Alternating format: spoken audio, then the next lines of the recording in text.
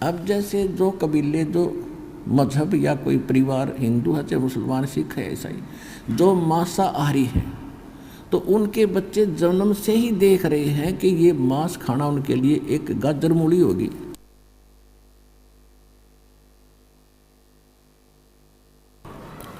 तो उनको पता ही नहीं, उन बच्चों को ये पाप भी है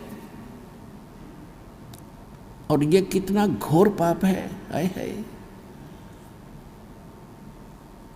अब दूसरे के बच्चों को खाते हैं। बकरे या बकरी किसी के माँ बाप होते हैं, यदि आप अपने बच्चों को, अपने माता पिता को ऐसे काट के दिखाओ जैसा दर्द आपने हो ऐसा जान बिराने,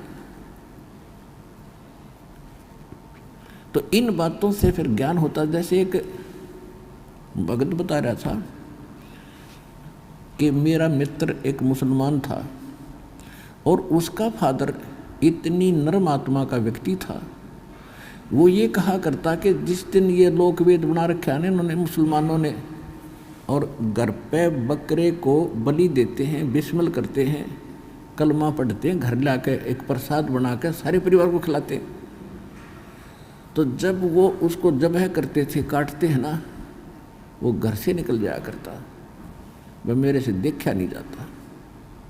और खाना तो मजबूरी, वो प्रसाद बना दिया कि प्रसाद बन गया भी।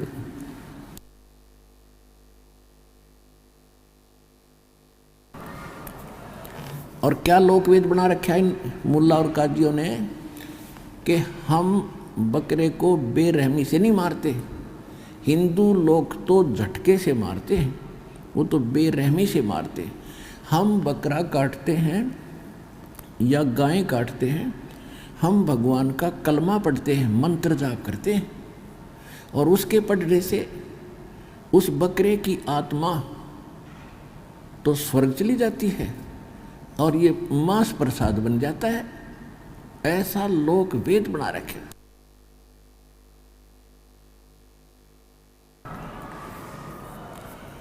तो इस सूक्ष्म वेद में बताया है कि हे मुल्ला या काजी, जय या रू तन भीष्ट पठाई, तो कर तदबीर कबीला भाई।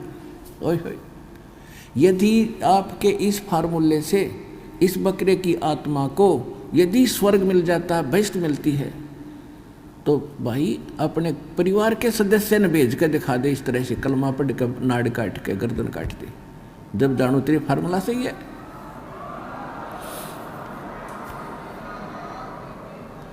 कहते एक बकरा, एक मुल्ला मस्जिद में कूके और एक पुकारे बोका, और इनमें कौन स्वर्ग को जागा, हम को लगा है धोखा। क्या कहते हैं कि एक तो मुल्ला मस्जिद में चढ़ के पुकार रहा है, हे अल्लाह अकबर, इस बकरे की रूह को भीष्ट में स्थान देना, औरों को सुना सुना के, जैसे अल्लाह उसके बाप का नौकर है और उसी के आदेश से सब कुछ कर रहा है। हद होगी भाई। और एक बकरा अपनी जान न रो रहा है, मैं मार रहा है, वो काट रहे धीरे धीरे, वो कलमा पढ़ रहे हैं, वो रो रहा है, ला तुम्हारी गर्दन करें कलम, वो कलमा भी पढ़ डाएंगे, सारी बात करेंगे, आज धर गर्दन हमारे पास ला है कल कोई। तो कबीर साहब ये कहा करते थे, ऋषि का उन्होंने विरोध किया था हिंदू और मुसलमानों ने। कहते हैं मांस खावें सो ढेढ़ सब, मद पीवें सो नीच, और कुल की पर दुर्मति पर हरे, नाम राम कहे सो ऊंच, जो नर गोसत खात है प्रत्यक्ष राक्षस जान, और या में संशय है नीचे हिंदू खाओ चाहे मुसलमान। अब कबीर साहब ये कहा करते थे कि एक मुल्ला मस्जिद में कुके, अल्लाह अकबर, बकरे की रूह को, इस आत्मा को भीष्ट में स्थान देना, और एक वो अपनी जान को बुकरा पुकार रहा है, रो रहा है, मिमा रहा है। तो जिस तरह आप रो रहे हो उसी तरह पुकार रहे हो, बकरा भी रो रहा है। तो हमने तो इनमें कौन स्वर्ग में जागा, हमको लग गया धोखा, कि हमने तो ये सब, ये तुम्हारी दोगली बातें हैं, ये तरीका परमात्मा पाने का नहीं है। किसी भी जीव की हिंसा किसी प्रकार कर दो, उसकी तो जान गई। और यदि इतना आसान भिष्ट पाना है तो सबसे पहला काम आप अपने परिवार से सब शुरू करोगे। अब एक छोटी सी बात है, जैसे किसी कोई मंत्री को कोई प्लाट अलॉट करने का और बढ़िया जगह थोड़े पैसों में और घड़ी कीमत का प्लाट मिलता हो तो वो दूसरों का नंबर ना दे, पहले अपने रिश्तेदारों को, अपने घर के सदस्यों को और मित्र प्यारों को उनको अलॉट करे। बकरों का नंबर कौन आने दे? अरे ये स्वर्ग ऐसा स्थान जिसको बहुत अच्छा मानते हो, अरवानियों को बकरे ने भेज दिया, हम तो यही ठीक है, और भक्ति करो भिष्ट पाने के लिए। तो तुम्हारी कथनी और करनी में दिन रात का अंतर है। तो इस प्रकार हमने ये मांस आहार करना नहीं चाहिए, ये पाप महापाप।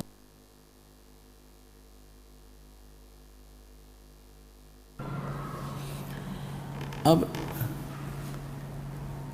ये शराब पीने वाले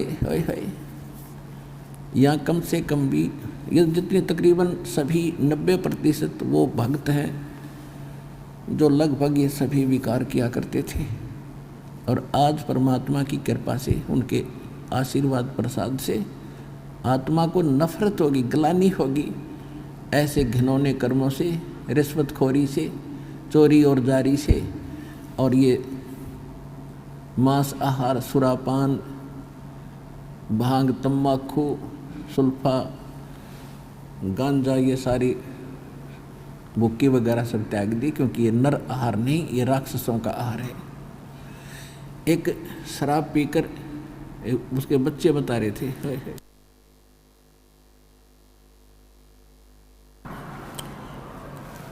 छोटे छोटे बच्चे रो रहे सत्संग में। जब दास गांव में घर घर में सत्संग करने जाता था, ज़्यादा समय भक्तों से मिलने का, चर्चा करने का मिलता था, उनके दुख जानने का अधिक समय मिलता था।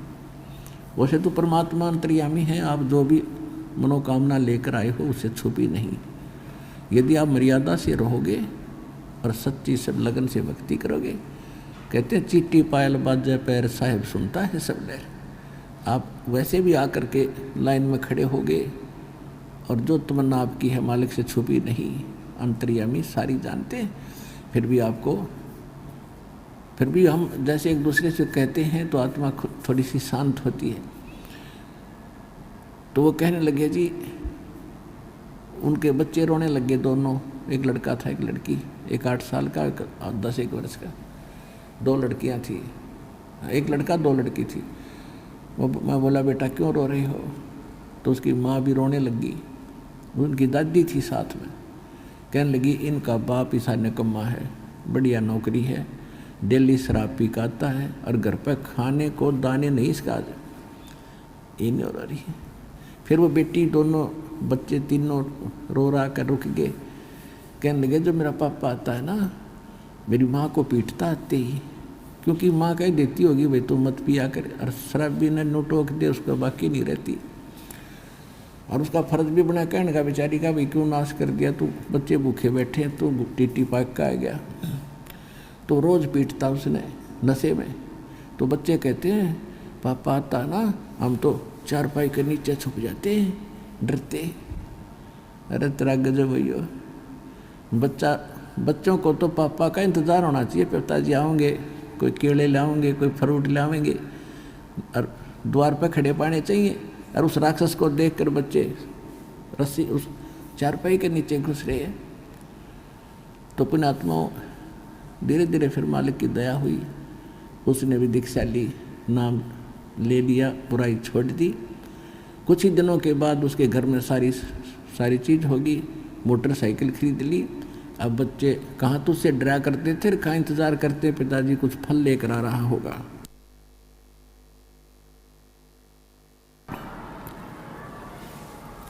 तो फिर वो भक्त कहता है जब उसकी वो शुद्धि में आया, उसकी बुराई छूट गई और इस मनुष्य जीवन में आया वो, तब कहता है जी आप परमात्मा कबीर जी की दया से स्वर्ग तो मेरे घर में इब्बा हो गया, वर्तमान में हो गया।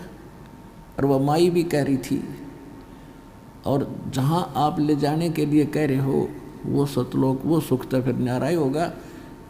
इस जीवन में हम स्वर्ग तो मेरे घर में आज हो गया, कैर टूट रहा था। अब रोता है वो व्यक्ति, उस गए हुए समय को जो वो गलतियां करता था, तो परमात्मा कहते हैं जब भी समझ में आ जाए इस मनुष्य जीवन के रहते कुछ भी नहीं बिगड़ा है, और फिर लगा है वो भक्ति पर, हो क्या बात की। तो पुण्यात्मा इस ज्ञान से और इस भगवान से और इस सच्चे मंत्र और जाप, इन क्रियाओं से आपका ये जन्म भी सुधरेगा, लोक और परलोक दोनों सुखी होंगे आपके इस सच्चे भगवान की शरण में।